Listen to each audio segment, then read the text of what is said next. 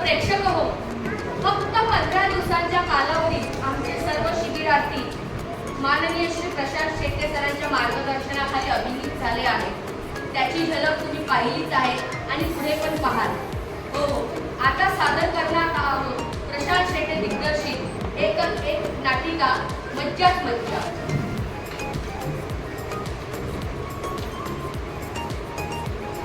यातील कलाकार आहेत सौ प्रगती म्हात्रे, सौ अरुणा डोकरे आणि सौ स्मृती आयरे म्हणजे मी. तर सादर करीत आहोत मजेदार नाटिका मज्जाच मज्जा. जोरदार टाळ्या झाल्या पाहिजे. वाढदिवसाला सुरुवात झाली आहे. अगं चिंगे गप्प बस. हो नाही तुम्हाला नाही. खरंच खूप घाई आहे. हो अगं चिंगे गप्प बसता. बरं बरं मी ठेवते. तुम्ही या हो लवकर या. बरं काय ग चिंगे काय करतेस ते? आज तिचा वाढदिवस आहे ना. बघ खूप सारे पाहुणे आले. जा मस्त तयारीला लाग. मला पण खूप कामं आहेत. येतेच मी पण.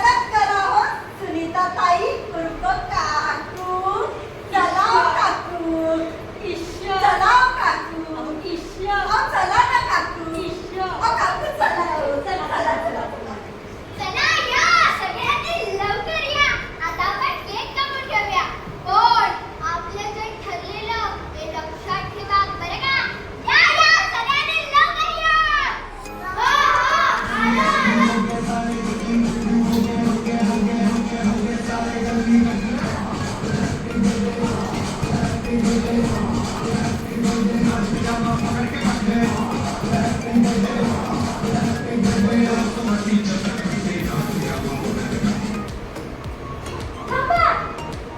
आपलं काय ठरलं होतं? वाढदिवस साजरा करायचा नाही. हो, वाढदिवस साजरा करायचा नाही. केक कापायचा नाही.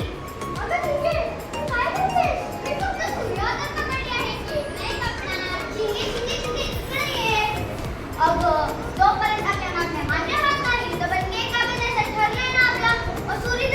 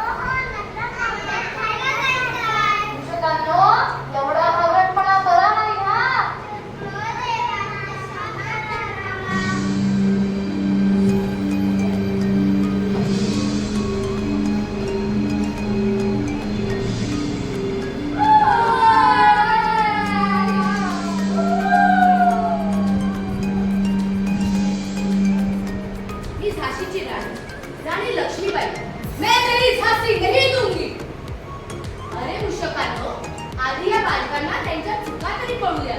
हो मूषकांनो, त्यांना त्यांच्या चुका लक्षात आल्या की मग केक कापू. आता ना अरे बाप रे, गणपती बाप्पा, मूषक, राणी लक्ष्मीबाई, महात्मा गांधी, तुम्ही सर्वे एवढ्या मध्यरात्री इथे? मैं झांसी की रानी हूँ और इस धरती माँ की बेटी हूँ. मैं मेरी झांसी नहीं दूंगी. कोई फिरंगी भी मेरे होते हुए झांसी को हाथ नहीं लगा सकता, चाहे उसके लिए मुझे मेरी जान भी क्यों ना देनी पड़े. मैं मेरी झांसी नहीं दूंगी. झांसी मेरी आन है, शान है, ईमान है. मैं मेरी झांसी नहीं दूंगी. ही मोहनदास करमचंद गांधी म्हणजेच बापूजी. बुरा मत सुनो, बुरा मत कहो और बुरा मत देखो. ओ माय गॉड, तुम्ही सगळे माझ्या वाढदिवसाला आलात का? Thank you. आम्ही तुमच्या वाढदिवसाला आलो आहोत, पण त्यापूर्वी आम्हाला काही तुमच्याशी महत्त्वाचं बोलायचं आहे. मुलांनो, तुम्ही केक कापणार नाही असे ठणकावून सांगितले होते ना. आओ, ते आमच्या घरच्यांना, पण आमचा तुमच्यावर राग नाही. प्रचंड रागावलोय आम्ही. अहो, पण आमचं काय चुकलं? हो ना, आमचं तर काहीच चुकलं नाही. सांगा बघू काय चुकलं? काय चुकलं? आपल्या सणांनी खूप महत्त्व दिले आमच्या बालपणी. पण एवढ्या सुखसोयी असताना सुद्धा हे मगाचे वागणे आम्हाला अजिबात मान्य नाही. तुमची पालक किती कष्ट करतात, तुमच्यासाठी किती खर्च करतात, ते त्यांचं कर्तव्यच आहे. पण तुम्ही तुमचे कर्तव्य कधी पूर्ण करणार? तुमच्या पालकांनी वाढदिवसासाठी एवढा खर्च केला, पण तुम्ही काय केलं? त्यांचा अपमान केला, खर्च वाया घालवला. तुमच्या चांगल्या मार्गाने त्याला बळ मिळतं. तुमच्या चांगल्या वागण्याने तुमच्या पालकांना आनंद होतो. एवढ्या सुखसोयी असताना सुद्धा एवढ्या सुखसोयी असताना सुद्धा या स्पर्धेच्या युगात तुम्ही किती मागे आहात. चांगला अभ्यास करा, पुढे या. रोजचा अभ्यास, वाचन, लेखन, शाळेचा अभ्यास सुद्धा स्वतःच्या बुद्धीने न सांगता केला पाहिजे. तुमचे पालक तुमच्यावर राबवतात, तुम्हाला बोलतात. कशासाठी? तुमच्या भल्यासाठी ना. काय रे बालकांनो, आता तरी तुम्हाला तुमच्या चुका कळल्या ना. हो हो, आम्हाला चुकलो, आम्हाला माफ करा. आम्हाला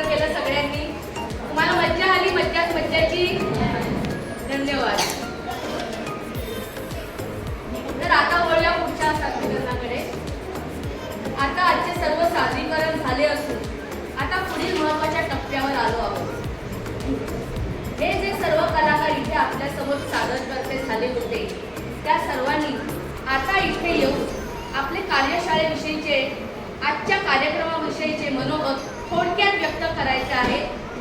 सर्वप्रथम मी बोलावते वेदश्री तोरसकर हिला. तिने कार्यशाळेबद्दल आजच्या कार्यक्रमाबद्दल 2 शब्द थोडक्यात बोलायचे आहे आणि ते मनोगत सादर करायचे आहे. तिच्यासाठी जोरात टाळ्या वाजवा. कार्यशाळेला जॉईन झाली तिथे नमस्कार. पहिल्याच दिवशी 15 एप्रिलला पहिल्याच दिवशी आम्ही खूप धमाल केली. सरांना खूप गोष्टी पहिल्याच दिवशी शिकवल्या. आम्हाला जे बोर्डमध्ये दिसते त्याच्यात एक्स्ट्रा पण आम्हाला शिकवले. म्हणजे आम्ही खूप धमाल केली इथे. आम्हाला अभिनयाचे नवरस, नाटकाचे महत्त्वाचे भाग खूप सारे आम्ही धमाल केली. धन्यवाद.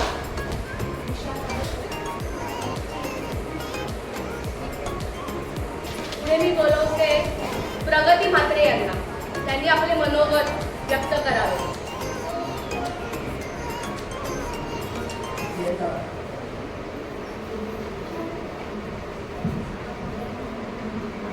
नमस्कार, मी प्रगती म्हात्रे. मी 15 दिवसाची आमची ही कार्यशाळा होती.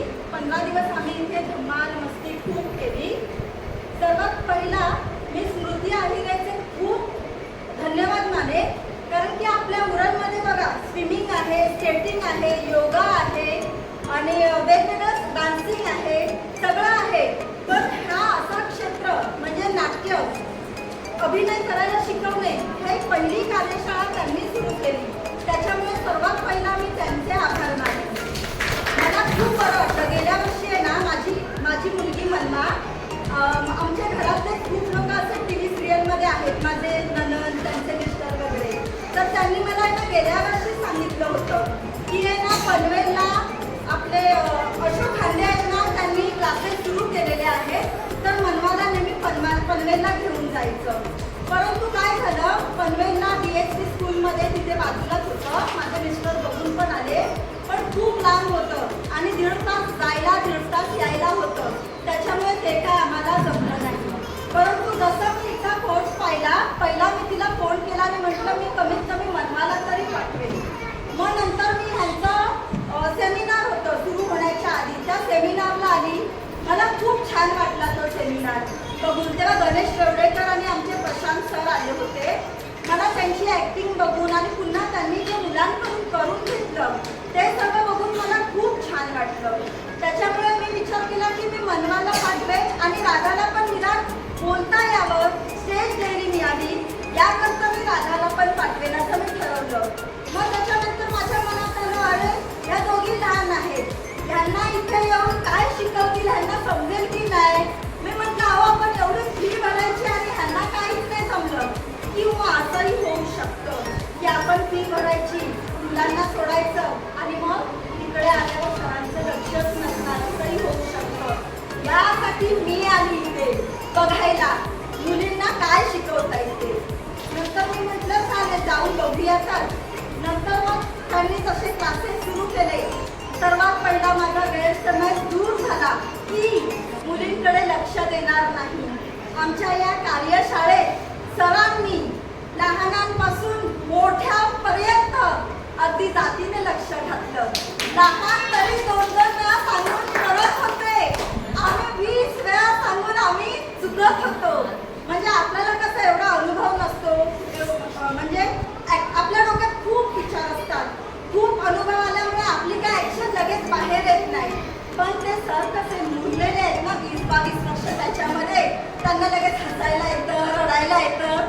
एक वाक्य आमचे सर 4-4, 5-5 वेळा करून दाखवतात. आणि या नाट्यशाळेत म्हणजे वेगवेगळ्या पद्धतीने ते त्यांच्याकडून आपोआप येतं.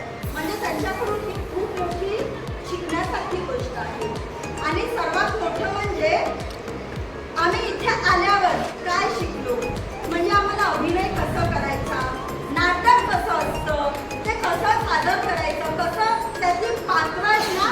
आजपर्यंत खरोखर जे शिकले नसतील ना हा कोर्स किंवा कोण गेलं नसेल ना, त्यांना फक्त काय आम्ही नाटक बघायला जातो आणि हसायचं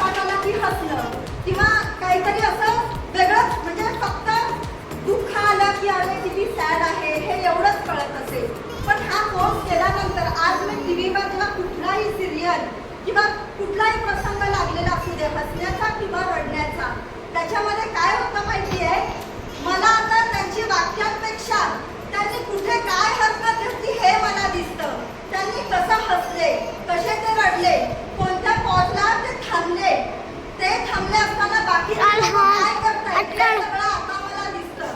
म्हणजे आता मला ते टीव्हीवरचा एपिसोड बघताना माझी वेगळी दृष्टी झालेली आहे आणि हे खूप महत्त्वाचं आहे. म्हणजे आपल्याला असं वाटतं की फक्त नाटक म्हणजे हसायचं असेल तर खूप हसून जायचं किंवा एखादं दुःख असेल तर ते सादर करतो, पण नाही, नाटक हे खूप कठीण आहे. म्हणजे खूप कठीण क्षेत्र आहे. ह्याच्यामध्ये काय सांगू, जी काही व्यक्तिरेखा असेल ना ती जिवंत उभी कलाकाराला प्रेक्षकांसमोर करावी लागते आणि हे खूप मोठं काम आहे. आणि हेच काम या कार्यशाळेमध्ये आमचे प्रशांत सर खूप चांगल्या पद्धतीने करत असतात. यासाठी त्यांना एकदा खूप जोरदार टाळ्या वाजवा. आणि सर्वात महत्त्वाची गोष्ट, इथे आल्यावर आम्ही काय शिकलो माहिती, सर्वात पहिला वेळेवर यायचं, वेळेवर. आणि मी कधीच वेळेवर आले नाही, हे मी त्यांचा ओरडा खाल्ला. आजही सुरू झाल्यावर मी पाठवून आली. अहो खरोखर, आणि एवढं बघावं ना, एवढा मोठा माणूस पण 10 मिनिटं अर्धा तास आधी येऊन आमच्या बसायचे ते सर. ही खूप मोठी घेण्यासारखी गोष्ट आहे. म्हणजे मला काहीतरी येत आहे म्हणून मी कसाही वागेन असं नाही. आम्हाला खूप ओरडले पण लगेच दुसऱ्या सेकंदाला आम्हाला हसवलं. पण का ओरडले, का तर आम्हाला शिस्त लागावी, आम्हाला ते करता यावं, या हेतूने ते ओरडले. पण आम्ही सगळं ते सर बाजूला ठेवतो आणि तुम्हाला सॉरी बोलतो आणि आम्हाला तुम्ही पुन्हा शिकवायला या, बाकीचं सगळं विसरून तुम्ही या, ही मी तुम्हाला विनंती करेन. आणि सर्वात महत्त्वाचं म्हणजे आता आपण काय करतो, म्हणजे आपण बघा तेव्हा फक्त आपल्याला ते अमुकच शिकवलं जातं, पण इथे आम्हाला जेवढं सांगितलं तेवढंच नाही शिकवलं, त्याच्यापेक्षा 4-5 पटीने जास्त शिकवलं. एक पात्री नाटक कसं, दोघांचे द्विपात्री नाटक कसं, समूह नाटक कसं, पुन्हा नाटकांचे प्रकार किती, शोकांतिका, सुखांतिका, अभिनयाचे 9 रस, हसायचं कसं, रडायचं कसं, रागवायचं कसं, किळस कसा दाखवायचा, चमत्कार कसं, म्हणजे प्रत्येक हाव आणि ते त्यांना इझिली जमतं म्हणून आज त्यांनी ते आम्हाला शिकवायला घेतलेलं आहे. बस मी एवढंच म्हणून माझं बोलणं थांबवते. धन्यवाद. त्या प्रगती, तर आता आपल्याकडे वेळ खूप कमी आहे आणि थोडे आपले कार्यक्रमाचं ते जास्त आहे सादरीकरण, त्यामुळे मी आता पुढचा कार्यक्रम सध्या घेते आहे. पुढचा कार्यक्रम आहे प्रमाणपत्र वितरण. तर त्यासाठी मी इथे 4ही मान्यवरांना आमंत्रित करते. माननीय श्री प्रशांत शेट्टे सर, माननीय सौ पूर्वा वैवळे मॅडम, माननीय सौ आरती डोले मॅडम आणि श्रीमती अपर्णा यशोदा आयरे मॅडम यांना इथे आमंत्रित करते. डोंगरे, अरुणा डोंगरे हिचा सत्कार करत आहेत सौ आरती डोले मॅडम.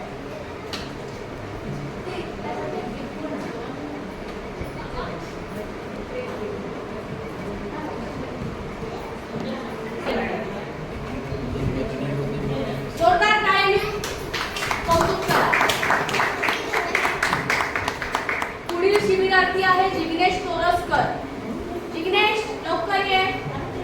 जिग्नेश तोरसकर याचा पण भेटवस्तू आणि प्रमाणपत्र देऊन सत्कार करत आहेत आपल्या विद्यमान नगरसेविका पूर्वा वैवळे मॅडम.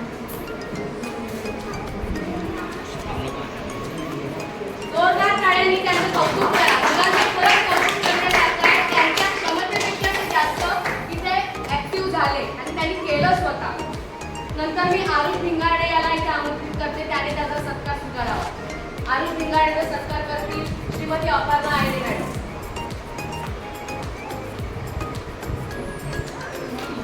टाळ्या वाजवा, मुलांना जरा प्रोत्साहित करा. नंतर मी इथे दिशांत म्हात्रे याला उपस्थित राहायला सांगते, त्याने त्याचा सत्कार समारंभ प्रशांत शेट्टे सरांच्या हस्ते स्वीकारायचा आहे. आणि प्रशांत शेट्टे सरांना खरंच लाडका का विद्यार्थी आहे त्याला मी भरपूर वेळा बोलले पूर्णशिवला की खूप मुलगा तो त्याचं लक्ष खूप व्यवस्थित असतं अलर्ट असतो तो मुलगा. नंतर मी आमंत्रित करते प्रगती म्हात्रे यांना. त्यांचा सत्कार समारंभ करतील प्रशांत शेट्टे सर. आता ओरडतच त्यांना त्यांचा सत्कार करा. इकडे वेळ येते या. जोरदार टाळ्या वाजवायला पाहिजे तर घरची कामं उरकून आपण घरातल्या जबाबदाऱ्या पार पडून इथे सगळं करायला पाहिजे. हजर असायच्या जातीने तेवढ्याच ऍक्टिव्ह असायच्या आणि दोन्ही मुलींना पण त्यांनी तेवढं ऍक्टिव्ह केलं. त्यांची तयारी काही खायची गोष्ट नाहीये. नंतर मी आमंत्रित करते मनवा म्हात्रेला. मनवा इकडे. मनवाचा सत्कार करत आहेत सौ आरती डोले मॅडम. भेट वस्तू आणि प्रमाणपत्र मनवाला सन्मानित करण्यात येत आहे. त्याच्यानंतर मी वेदश्री तोरसकरला आमंत्रित करते की तिने तिचा सत्कार स्वीकारायला यावं. तिचा सत्कार करत आहेत विद्यमान नगरसेविका तो पूर्व वैवळे मॅडम.